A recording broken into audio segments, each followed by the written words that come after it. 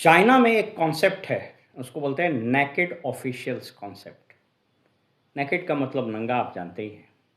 Concept ये है कि चाइना में जो भी ब्यूरोक्रेट है या पॉलिटिशियन है, एक्चुअली वहाँ ब्यूरोक्रेसी दूसरे तरीके का होता है। जो पॉलिटिशियन होते हैं सामान्यतः वही ब्यूरोक्रेट भी होते हैं, इसलिए उसका ब्यूरोक्रेट टर्म यूज़ किया गया है।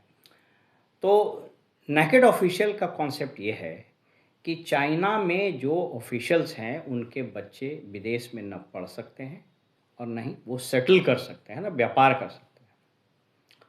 और अगर ऐसा करते हैं तो उनको एक्सपोज किया जाता है, यानी नेकेड किया जाता है, नहीं कहता है नंगा करके खड़ा कर देंगे। हमारे यहाँ की व्यवस्था को अगर सुधारना है तो सभी पॉलिटिशियंस, जजेज, ब्यूरोक्रेट्स, बड़े बिजनेसमैन के बच्चों को सरकारी स्कूल में पढ़ना अनिवार्य करिए। कम से कम ब्यूरोक्रेट, पॉलिटिशियंस और जजेस के सरकारी हॉस्पिटल में उनका इलाज हो और वो अब्रॉड में जाके नहीं बसें, और जब बसें तो तुरंत नौकरी छोड़ दें। मैं आपको एक लिस्ट गिनाता हूँ कि इंडिया में टॉप पॉलिटिशियंस के बच्चे कहाँ से पढ़े हैं और कहाँ से टले। निर्मला सीतारमण, देश की वित्त मंत्री, उनकी बेटी लंदन में पढ़ी है या पढ़ रही है, और वो स्वदेशी साड़ी पहन करके भाषण देती है। जयशंकर, विदेश मंत्री, विदेश सचिव भी रहे, इनके बच्चे यूएस में पढ़ रहे हैं।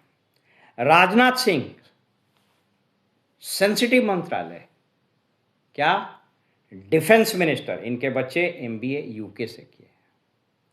शिवराज सिंह चौहान, कृषि मंत्री, अभी टैरिफ वार का चल ही रहा था, क्या समझौता हुआ भगवान जाने, बेटा यूएस से। स्मृति ईरानी, प्रकाश जावड़ेकर, हरदीप पुरी, जगदीप धनखड़ रिजाइन कर दिए, न जाने। और ब्यूरोक्रेट्स का तो लिस्ट ही नहीं है।